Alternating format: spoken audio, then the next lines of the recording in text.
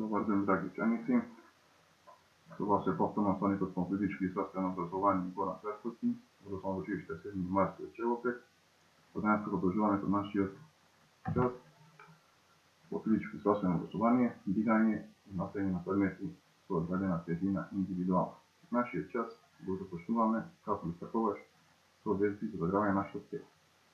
Веќе за загравање на тело ги следуваме патачно, се поставуваме мирно напредена половина, погледот напред и вежби за глава. Напред на неколку повторувања, десно лево, со поглед исто, десно лево, во круг на една страна, потом назад, на другата страна и поврзане со најден појас.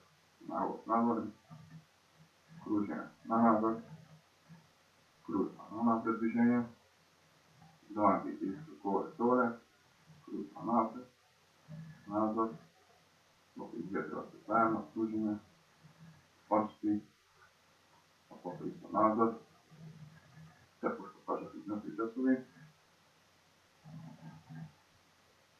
јако отливање, назад и магички.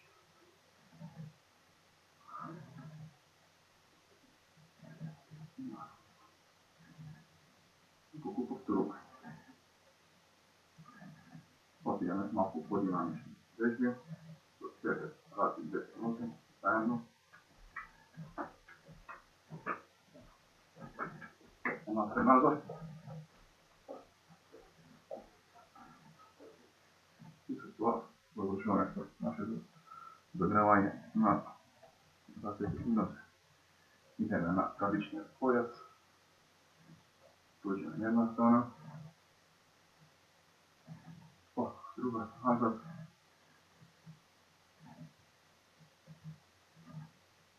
потискаме една, друга, зади, напред, потом ги заставаме ножете, раците горе, колената исправени и чекаме подот и на нашите прсти.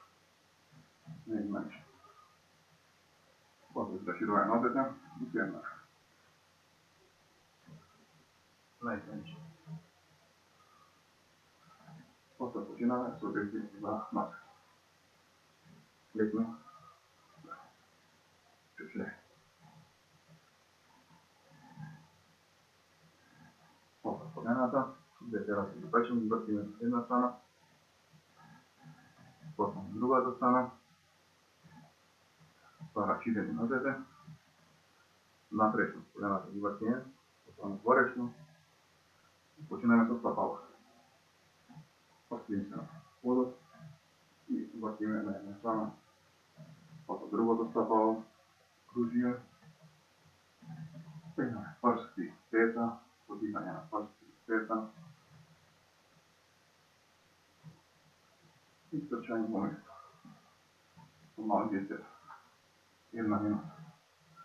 Ако подвршуваме нашето вежби за загравање на нашето тело, починаме со тук имате слики за нашето загравање, да видите и починаме со нашиот главен дел час. Дигање на носење предмети со одредена тежина индивидуално. Посебни реквизити. Книга или тетрадка. Потоа нашето столче. Дома Србија, детското столче. И нашиот школски макет. Првото носење е носење со глава. Носење предмети на нашата глава, например нашата книга. Вземаме, ќе ставиме нашата глава, најдете и движење напред. Откако ги изведеме тоа движење, ова исто ни вежба за правилно одење, вземаме со вежби за носење со нашите раци. Вземаме нашите столче, го подигаме и го носиме во одреденото тело и го оставаме. И се почнеме пренесување на предмети. Потоа носење на грб или на нашите рамења, нашиот акт. Вземаме тоа ручково, стигаме на определена тежина и остане там. И се движиме по него. Го носиме и го остане во одредената цел.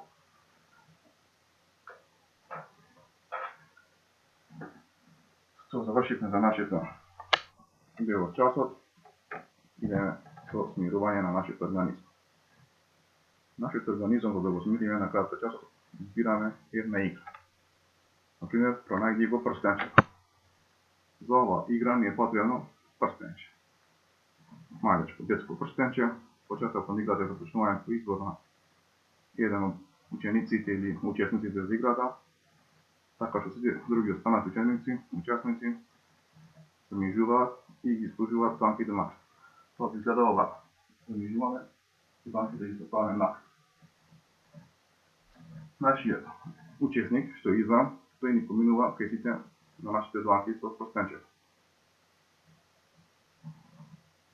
И кај некој избор го оставя прстенчето.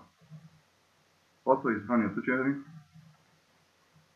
и кога завршуваме со оставањето, може да ги отворите очите.